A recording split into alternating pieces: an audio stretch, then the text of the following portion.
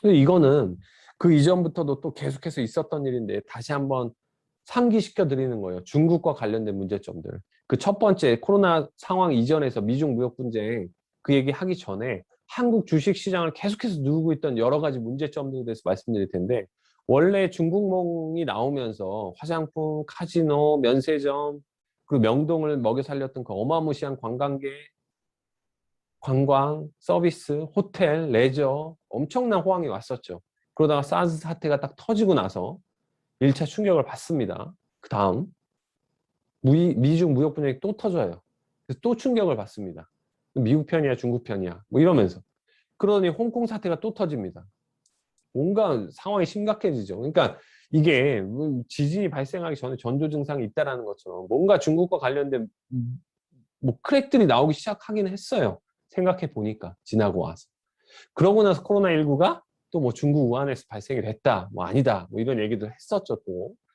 그래서 코로나19가 사태가 터졌고, 그러고 나서 갑자기 알리바바의 엔트그룹이 상장 중단합니다. 왜? 마윈이 중국 정부의 체제를 비판했다는 이유, 또는 엔트그룹에 대한 빅데이터나 뭐 데이터를 공산당이 갖겠다는 이유, 뭔지 모르겠어요. 내막은. 뭐 소문만 있는 거니까. 그럼 상장 중단이 됩니다. 일단은. 그러면서 알리바바의 주가가 좋지 않았죠. 처음에는. 그러더니 디디 추싱이 중국 당국의 권고에도 불구하고 미국 시장에 상장하더니 갑자기 중국 시장 내에서 앱을 다운 금지시키는 초강수를 두면서 주가 폭락하는 사태가 또 일어납니다. 그래서 또 뭐 그런가 보다 했어요. 그랬더니 이번에는 텐센트 뮤직, 너네 독점이니까 이거 하지 말라라고 규제가 또 들어가기 시작합니다.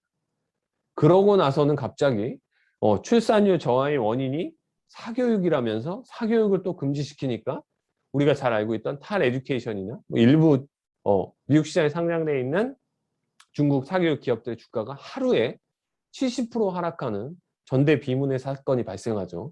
뭐 상한가 제한폭이 없으니까. 그러고 나서 이제 다음이 뭐냐, 뭐에 대한 두려움이 갑자기 이제 막 투자자들한테 불러일으켜지고 있는 거죠. 글로벌 투자자들. 그죠? 근데 그 다음은 아마 게임, 뭐 부동산, 뭐 미디어, 뭐 이런 것들이 될 거다라고 또 걱정을 하고 있어요. 그러니까 지금까지의 일련의 사태를 보면 코로나19만의 위기의 문제가 아니라 그 이전부터도 중국과 관련된 노이즈들이 계속해서 발생하고 있었고, 그래서 우리 스터디에서는 지속적으로 중국향이 아니라 미국향 비즈니스에 뭔가 잘 맞는 애들을 계속해서 보자라고 말씀드렸고, 빅데이터와 데이터, 디지털 전환으로에 대한 시도, 창의성, 혁신은 중국보다는 팔로우 성장을 계속해서 하려는 중국보다는 미국에서 위주로 발생할 거니까 미국 기업에 대한 관심을 높이자라고 그 전부터 얘기했던 이유 중에도 그 이유가 있었던 겁니다. 실제로도. 그러니까 이런 일련의 사태가 최근에 폭락에까지 이어지기까지 보면, 사실 저희가 굉장히 좋아했던 소프트뱅크 같은 경우도 결국에는 이 주가 하락의 이 사태의 최대 피해자 중에 하나로 등극하게 된 거죠. 그죠? 알리바바, 엔트그룹 지분 보유하고 있었고, 그죠? 그 다음에, 디디 출시나 이런 거 상장에도 그 큰 효과가 있었고, 그죠? 한국의 게임에서 넥슨 이런 것도 중국 시장에서 게임 런칭하려고 했는데 판호 안 주고 하니까 주가 폭락하고, 그죠? 중국과 관련된 비즈니스나 기업들이 계속해서 좋지 않다라는 거죠. 앞으로도 그럼 이렇게 이어질 수 있냐? 아니면 지금이 저가 매수의 기회냐? 모르죠. 그렇지만 이거 단순히 뭐 1, 2년의 문제가 아니었다라는 거 정도는 충분히 상기할 필요가 있다. 그리고 정부 정책에 예상 가능성이 떨어진다. 그러면 투자자는 굉장히 불안할 수밖에 없다. 그러니 당연히 밸류에이션을 디스카운트 해야겠죠. 깎아야 된다는 얘기입니다. 미국에서는 똑같은 비즈니스 모델이 PR 50배를 받으면 중국에는 10배도 못 준다는 거예요. 왜? 갑자기 어느 날 다음날 일어났더니 중국에서 하지 말라고 그러면 사업 못 하는데? 이렇게 돼버린다라는 거죠. 그게 걱정이 되는 거죠. 네. 그래서 지금 이 측면은 아주 중요하게 잘 봐야 돼요. 그냥 웃고 넘어갈 일이 아니라 나는 어차피 중국 포지션이 없어. 이게 문제가 아니에요. 한국 기업 중에서 중국과 관련되지 않은 기업이 없고요. 이게 코로나19 사태가 더 진정되고 나면 분명히 수면 위로 다시 올라와서 미중 무역 분쟁 얘기가 더 커질 텐데, 옐런 머스크가 갑자기 중국 찬양한 것도 똑같은 얘기지만 물건을 파는 비즈니스에 있는 애들은 이 우려들을 계속해서 가져가야 된다는 거죠. 그죠?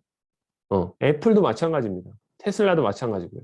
그래서 제가 따로 생각해 본 게 뭐냐면 역시 제조업 기반, 그러니까 뭔가 여전히 물건을 만들어서 파는 기반을 가지고 있는 애플과 테슬라, 그리고 그 물건이라는 건 팔지 않는 오로지 서비스만 하고 있고 실제로 이미 중국 시장 그런 서비스에 대한 진입 장벽을 세워서 들어가지도 못하고 있는 나머지 애들, 이른바 누구죠? 구글, 페이스북, 아마존, 넷플릭스, 그 다음에 아까 봤던 뭐 미국에 있는 수많은 소프트웨어 기업들, 이런 애들의 측면으로 나뉠 가능성이 있다. 그러니까 이제 뺑에서도 앞으로 미국 시장에서의 시가총액에서의 변화도 뭔가 아주 미묘한 변화들이 발생할 수 있을 것 같다라는 가능성을 봤어요.